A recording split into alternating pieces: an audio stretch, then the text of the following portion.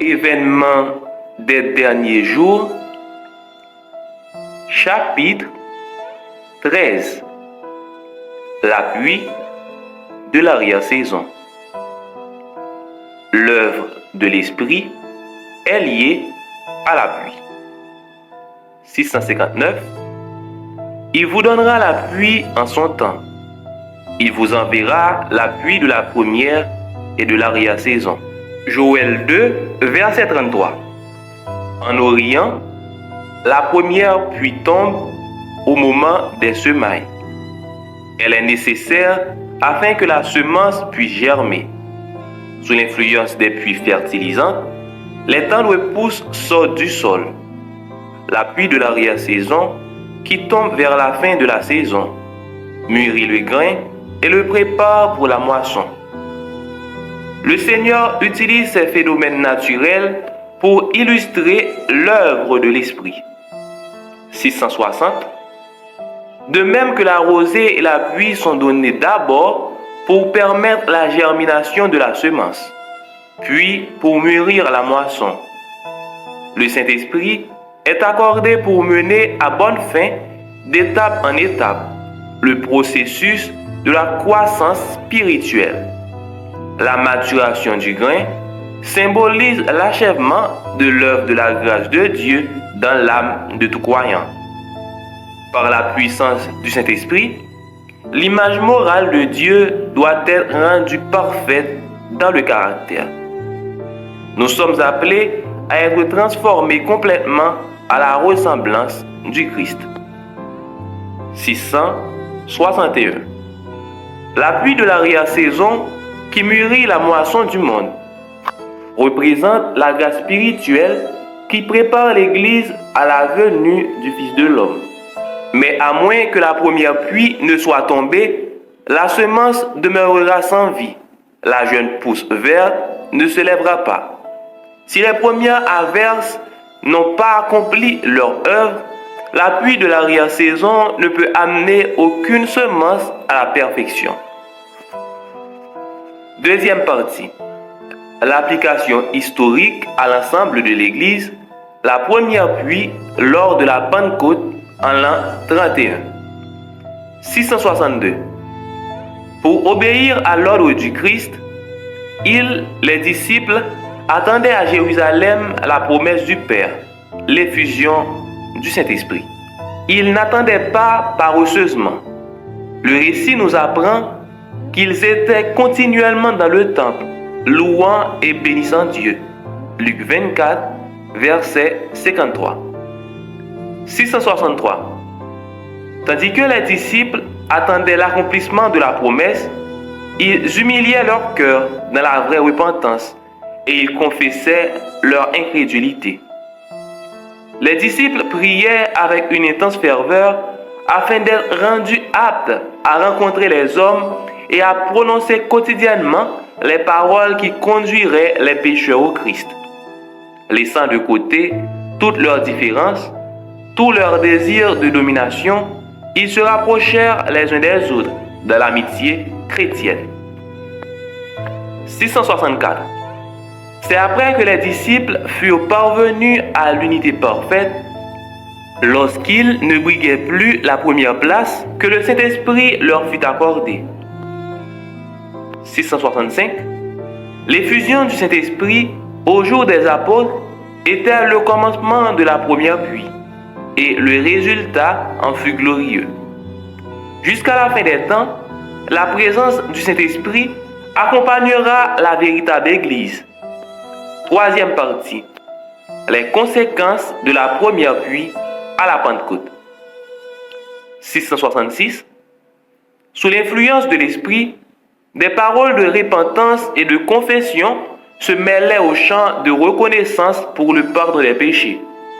Des milliers d'âmes se convertissaient en un seul jour. 667. Le Saint-Esprit les rendit capables de parler avec aisance des langues qu'ils ignoraient auparavant. Le Saint-Esprit accomplit pour eux ce qu'ils n'auraient pu accomplir par eux-mêmes durant toute une vie. 668. Leur cœur débordait d'un tel enthousiasme si plein, si profond, si rayonnant, qu'il les pousse à aller jusqu'aux extrémités de la terre, afin de témoigner du pouvoir du Christ. 669. Quel fut le résultat de l'effusion du Saint-Esprit au jour de la Pentecôte? La bonne nouvelle d'un Sauveur ressuscité fut portée jusqu'aux confins du monde.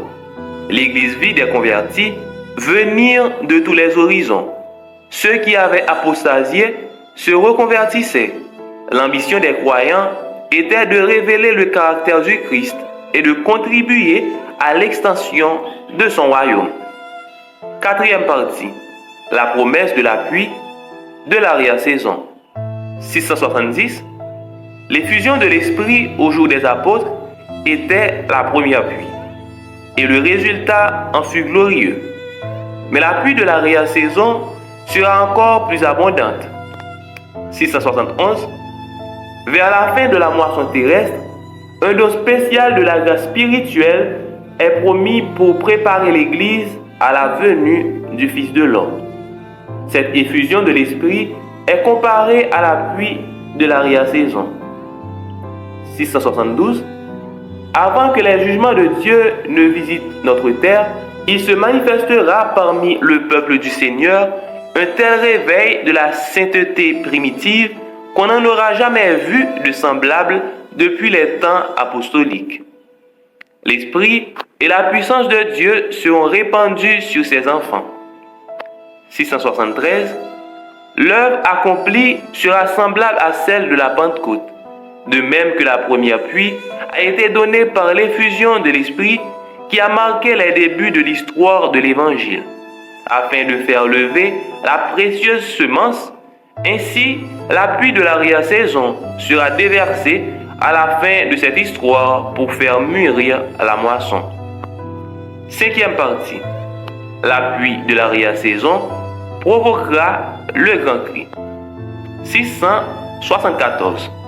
En ce temps-là, la pluie de l'arrière-saison, c'est-à-dire le rafraîchissement apporté par la présence du Seigneur, viendra afin de donner de la puissance à la grande voix du troisième ange et pour préparer les saints à résister dans la période où les dernières plaies se déverseront. 675.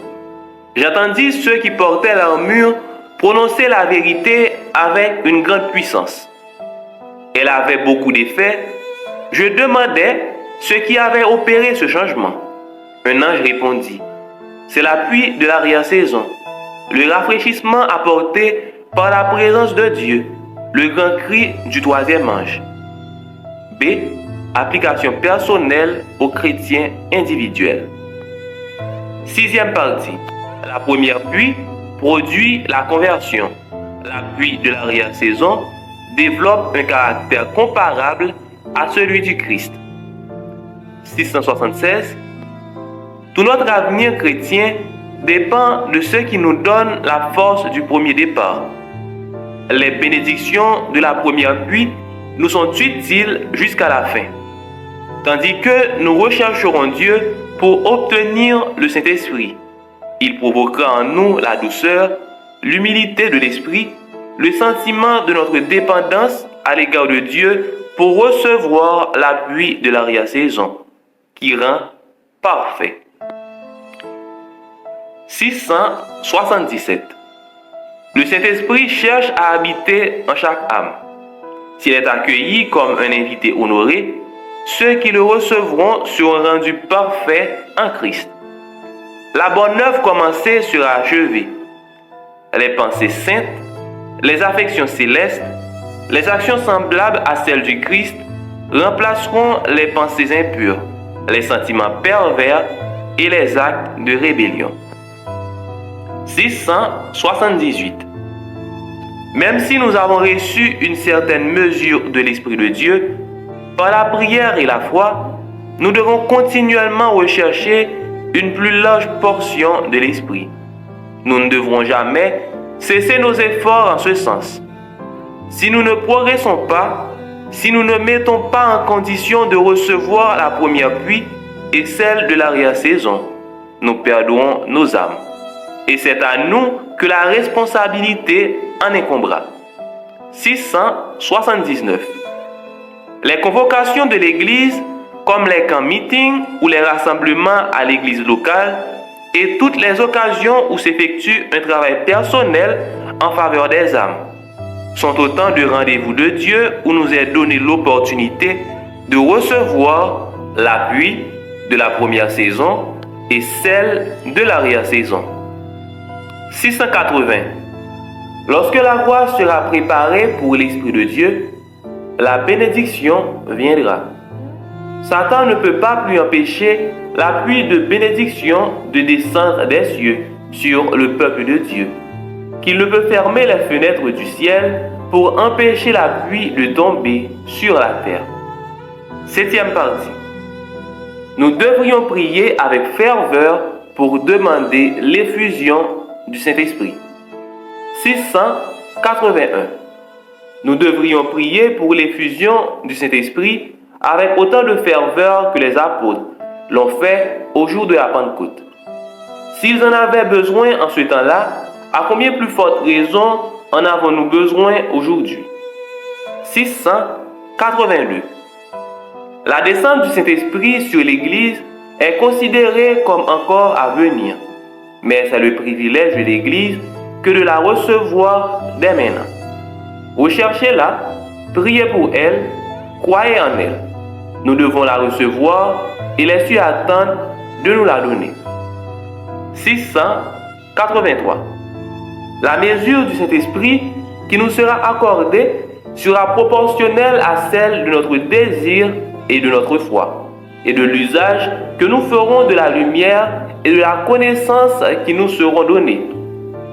684. Nous ne sommes pas suffisamment désireux de déranger le Seigneur par nos demandes. Afin de recevoir de lui le don du Saint-Esprit, le Seigneur souhaite que nous l'importunions à ce sujet. Il désire que nous assiégeons son trône de nos prières. 8e partie. Nous devons humilier nos cœurs dans la vraie repentance.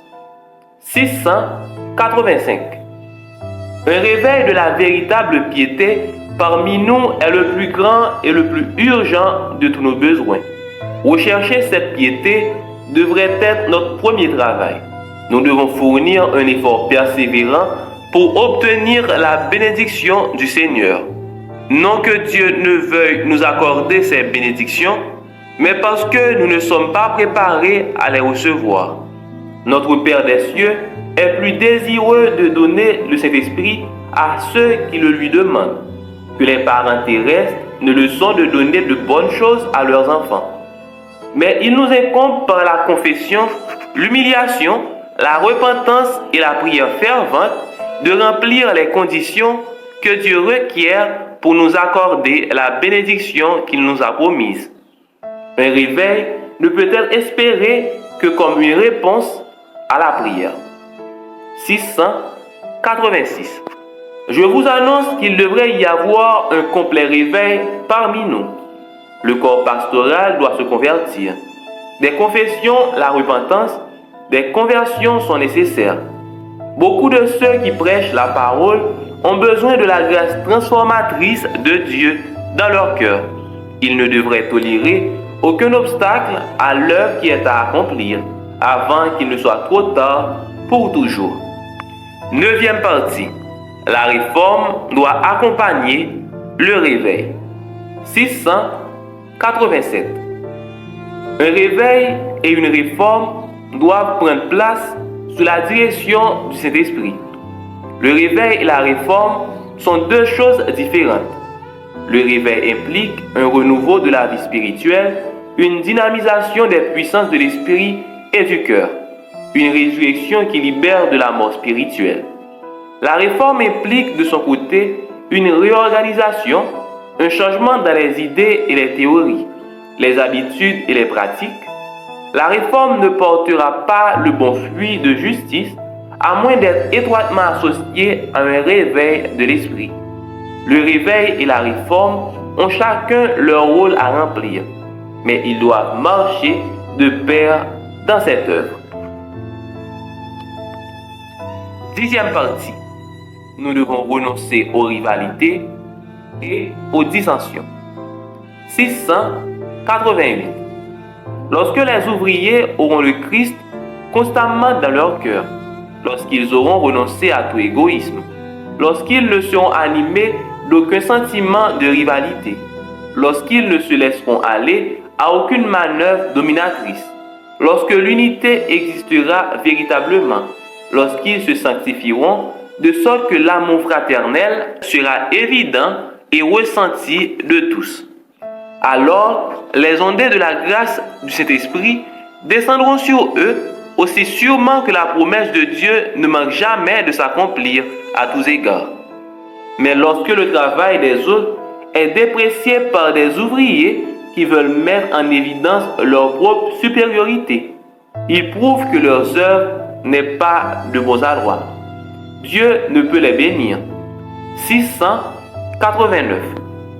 Si nous voulons subsister au grand jour du Seigneur et trouver refuge dans le Christ, notre haute forteresse, nous devons renoncer à l'envie et à toute manœuvre dominatrice. Nous devons détruire complètement les racines de ces choses impures, afin qu'elles ne puissent plus se développer dans notre vie. Nous devons prendre nettement parti pour le Seigneur et nous placer à ses côtés. 690.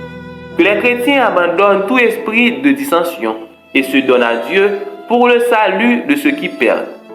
Qu'ils réclament avec foi la bénédiction promise et elle viendra. 11e partie. S'aimer les uns les autres. 691. Le christianisme est le révélateur de l'affection fraternelle la plus tendre. Le Christ s'attend à recevoir l'amour suprême des êtres qu'il a créés. Et il exige également que l'homme porte un regard de tendresse sur ses compagnons. Toute âme sauvée le sera par l'amour, dont la source est en Dieu. La vraie conversion renonce à l'égoïsme et lui préfère une affection sanctifiée pour Dieu et pour les autres. 692.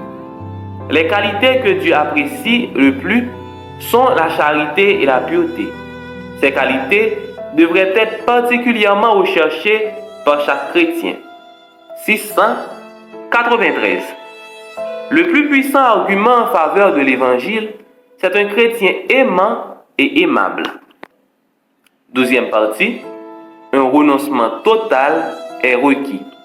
694. Dieu n'accepte rien de moins qu'un abandon complet de soi-même. Les chrétiens au cœur partagé, les pécheurs, ne pourront jamais entrer dans les cieux. Ils n'y trouveraient aucun bonheur, car ils ne savent rien des principes élevés et saints qui gouvernent les membres de la famille royale. Le vrai chrétien garde les fenêtres de l'âme ouvertes vers les cieux. Il vit dans l'amitié du Christ. Son plus cher désir est de devenir de plus en plus semblable au Christ. 695. Nous ne pouvons pas nous servir du Saint-Esprit. C'est lui qui doit se servir de nous. Par l'Esprit, Dieu travaille au sein de son peuple, car c'est Dieu qui produit en vous le vouloir et le faire, selon son bon plaisir. Mais il en est beaucoup qui refusent de se soumettre à ce principe.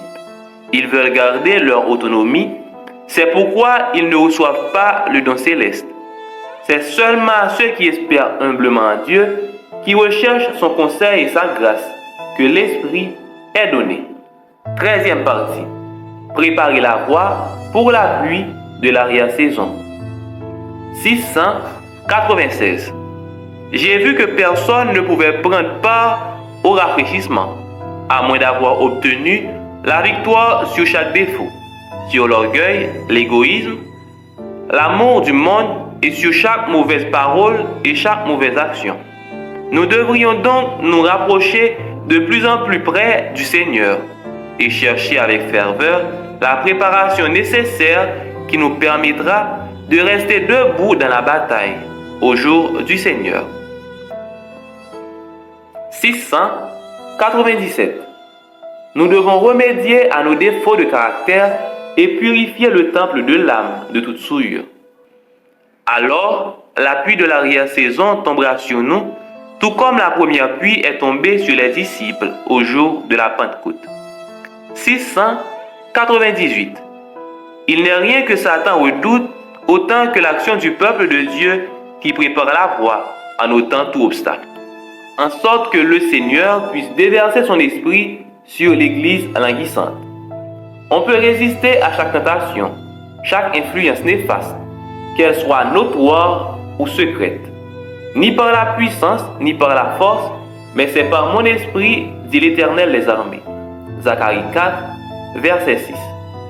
699. La pluie de l'arrière-saison viendra, et la bénédiction de Dieu emplira chaque âme purifiée de toute souillure. C'est notre tâche aujourd'hui de soumettre notre âme au Christ, afin que nous soyons prêts pour le temps de rafraîchissement que le Seigneur nous enverra, et prêts pour le baptême du Saint-Esprit. 14e partie. Devenir des ouvriers actifs au service du Christ. 700. Lorsque les églises deviendront vivantes, actives, le Saint-Esprit leur sera accordé en réponse à leurs demandes sincères. Les fenêtres des cieux s'ouvriront pour déverser les ondées de la pluie de l'arrière-saison. 701. La grande effusion du Saint-Esprit qui illumine toute la terre de sa gloire ne viendra pas tant que nous n'aurons pas un peuple illuminé, qui sache par l'expérience ce que c'est d'être ouvrier avec Dieu.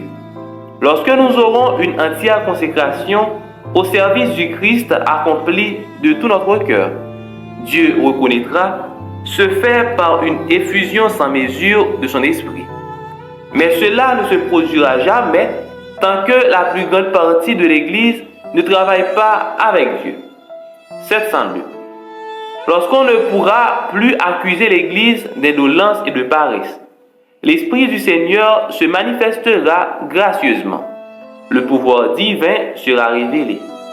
L'Église verra alors l'œuvre providentielle du Seigneur des armées. 15e partie. Gardez le vase propre et dirigez vers le haut. 703. Nous n'avons pas à nous soucier de la pluie de l'arrière-saison. Tout ce que nous avons à faire, c'est de garder la vase propre, droit et prêt à recevoir la pluie céleste. Sans cesser de prier, permets que la pluie de l'arrière-saison vienne dans mon vase. Que la lumière de l'ange de gloire qui s'unit au troisième ange brille sur moi. Donne-moi une part dans cette œuvre. Permets-moi de faire entendre la proclamation. Permets-moi d'être un collaborateur de Jésus-Christ.